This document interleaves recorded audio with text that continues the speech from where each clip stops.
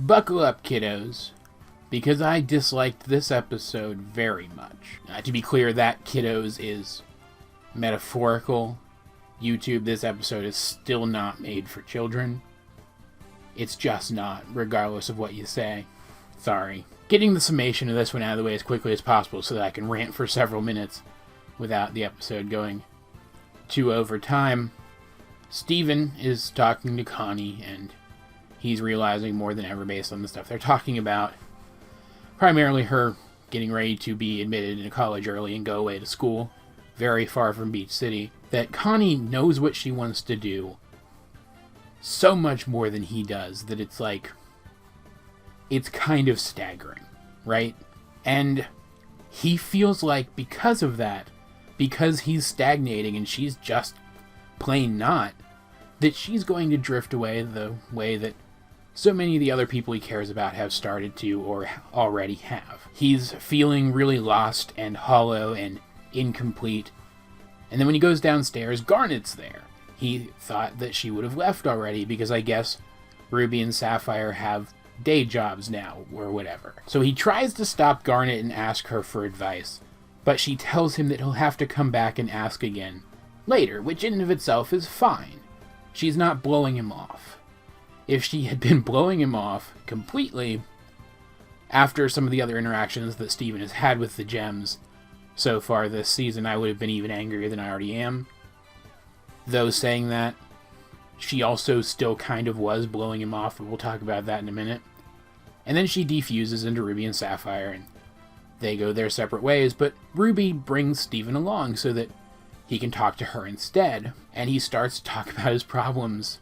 And Ruby comes up with the idea that Steven should propose to Connie because it worked for her and Sapphire, right? Even though the situations are so completely different that even a naive gem, who is just generally naive like Ruby kind of is, and also naive of human things, should be able to tell that the situations are very, very different. They kind of treat Ruby as if she's not as intelligent as Sapphire, but she's not so stupid and emotionally stunted that she wouldn't be able to tell that Steven's upset about something else. Not with the way he's been acting, and not with the way he's phrasing things here. And also not with knowledge of something that we learn about later. But again, I'll talk about that later. Steven is apprehensive about this. He doesn't think that's the way to go. So he goes to Sapphire instead, because Ruby's confident that Sapphire will say the same thing. And despite all reason, in one of the most blatant displays of out-of-character behavior I've ever seen in any show with consistent character continuity, Sapphire does say the same thing. She says that even with future vision, love can't be quantified, which is just not true. And she bases this on the fact that Ruby and her love eluded her future vision, but we already have an explanation for that. It's because their future vision defaults to the most obvious option, the most likely outcome. Whereas Garnet, for example, because her future vision is somewhat different because she's a fusion, can focus on outcomes that are less likely. And so either Sapphire somehow doesn't realize that, or she's just lying. Because Sapphire's not this stupid either. It was very painful to watch. But basically, she says that because you can't quantify love, because it can do what seems to be impossible, at least, not literally what's impossible, but it can do seemingly the impossible, that Steven should just go for it. So he does. Connie only gets 15-minute breaks from her studying, so during one of those breaks he takes her for a picnic date, and it's an incredibly cute scene. Never has it been more apparent just how close these characters are to each other and how much chemistry they have. And then he proposes to her, and she is the more mature person here. She doesn't say no, she says not yet, making it clear that she does want to be with him for the remainder of their lives. It's just that she's not ready to make that commitment, because in their minds, part of that commitment involves becoming Stevonnie in a similar way to Ruby and Sapphire became Garnet. Yes, Ruby and Sapphire have their own lives now. That's been established. But they are still Garnet the rest of the time. And Connie doesn't feel like that's the life for her, at least not yet. She has things that she wants to accomplish as Connie. And I don't blame her for that at all. Overall, though, she handles this very maturely. She lets Steven down very gracefully, and then when her 15-minute break runs out, she wants to stay and talk things out with him further, but he insists that she go and study because he is that self-sacrificing, and also he knows how important her studies are to her.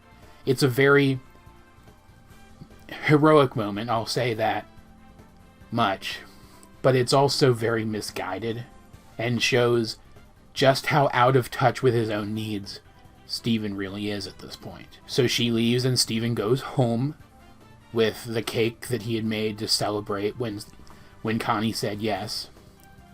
He was that convinced that she was going to say yes to his absolutely ludicrous proposal. And Garnet's there.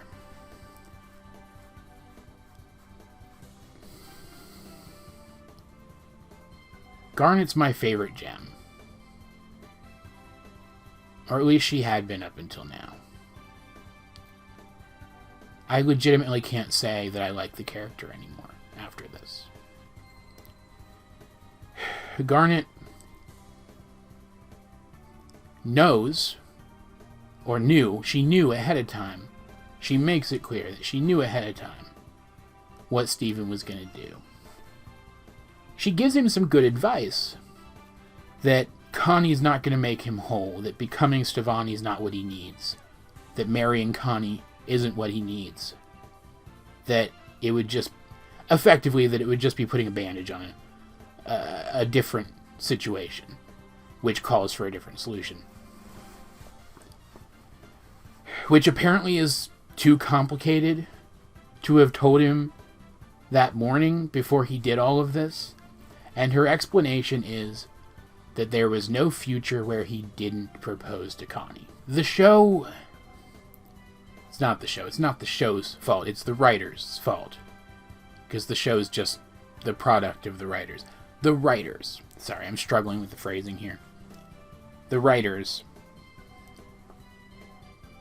haven't flubbed continuity this badly. They haven't fudged continuity this badly to get their story to the point where they wanted it since the Rose Diamond reveal. Except back then, it was just the visual continuity of the show, which I took more seriously than the crew ever did.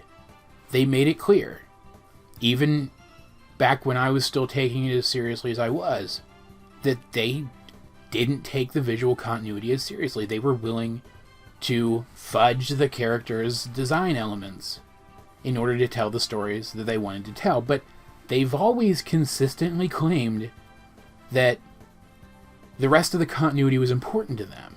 Maybe not outright, maybe not in that many words, but the way they've always handled continuity, non-visual continuity, it's been clear that that's something that they've always cared about. And yet, not only is this extremely inconsistent behavior coming from Garnet, but we got extremely inconsistent behavior coming from Sapphire, and also this completely misrepresents how Fusion and Future Vision have been shown to work. Consistently, we have been shown that if a Fusion experiences something, the components know about it, and Future Vision is something that Garnet experiences through one of her primary senses. Her future vision is a sense. It's a variation on her sense of vision, her sense of sight. And anticipating the arguments that I feel people are probably going to use to come back at me for saying this, yes, we do know that individual components of a fusion can keep information from the other components, i.e. Pearl when she was tricking Garnet into fusing into Sardonyx, and Lapis when she used Malachite to trap Jasper. Maybe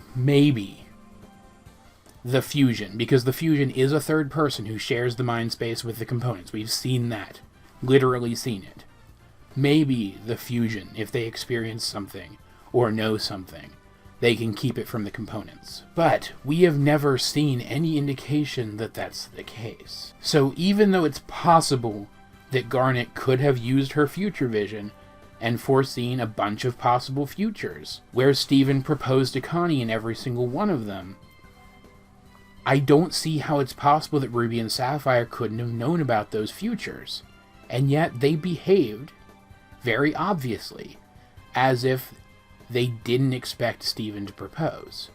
In fact, the idea didn't even come from him, it came from Ruby. So ignoring the intra-episode continuity flub, where Sapphire flat out says, at least in terms of this episode's version of Future Vision, which obviously isn't regular Future Vision can't predict stuff when it comes to love, this doesn't make sense. Garnet would have had to have foreseen this prior to when Steven left with Ruby, for her to phrase it the way that she did. There's no future in which you didn't propose to Connie. Right? Right? And yet she couldn't just give him this advice then. Or at the very least, if she did keep it from her components, she couldn't have, not done that so that they wouldn't have given Steven the bad advice? Because again, the idea to propose in the first place came from Ruby. Like, we flat out don't even know if Garnet is talking about, like, in this specific situation, he was always going to propose to Connie, or if she just foresaw that he would always do it at some point in the future, and so didn't see the harm in letting him do it now. And I'm sorry, between that and waiting to give Steven the advice until after he had been emotionally devastated, those don't fit within Garnet's character at all. She might have held back further advice when she saw that what she was trying to convey to Steven wasn't clicking, like she did back in the episode Future Vision, for example, but we have seen consistently that she tries to give him advice when he needs it, or before, not after it's relevant. And again, I know people are going to try to argue that maybe she just straight up didn't have time. She foresaw that it would take longer than the couple minutes that she might have been able to squeeze out of their time together there to get the advice to click with him. But he was upstairs while she was in the house. She could have gone up there and talked to him. Yes, it might have interrupted his call with Connie for her to do that, but one, this is more important than that. And two, we don't know that, because we don't know how long he was laying on the bed there having a glowy pink crisis before he decided to come downstairs. And what's worse is, on top of all of that, the fact that Garnet is able to tell him definitively that marrying Connie and becoming Stevonnie isn't what he needs to solve his current problems means that she has used her future vision to see what his current problems are, even without talking to him about them. Which means that every interaction that they've had prior to this, where she was either neglectful towards him or seemed not to know what was going on with him, were lies. She's been ignoring his mental health needs completely. This is cruel. She's being cruel to him. And apparently that's just the character that she is now. I hated this episode. I can't accurately express to you how much I hated this episode. And again, I want to reiterate, I don't even like my favorite Jem character anymore after this. I don't know if I'll ever be able to go back to liking this character after this. They've ruined the character for me. This episode is so misguided. I don't even know what to say. And if we're looking at it from the perspective of this being a kid's show, and sometimes kids need to see characters fail in order for the message to sink in, I don't think that applies here. Like, this episode wasn't treated like a typical message show episode. It was very clearly a character drama. And one of the characters completely mishandled their part in that drama. And it made things worse for the other character. I don't see anything in this that would be beneficial to kids. That if kids absorbed it as a message, it would be beneficial to them. Maybe don't propose when you're 16 to 17 years old or whatever, but I'm pretty sure most of them will pick up on that at some point elsewhere.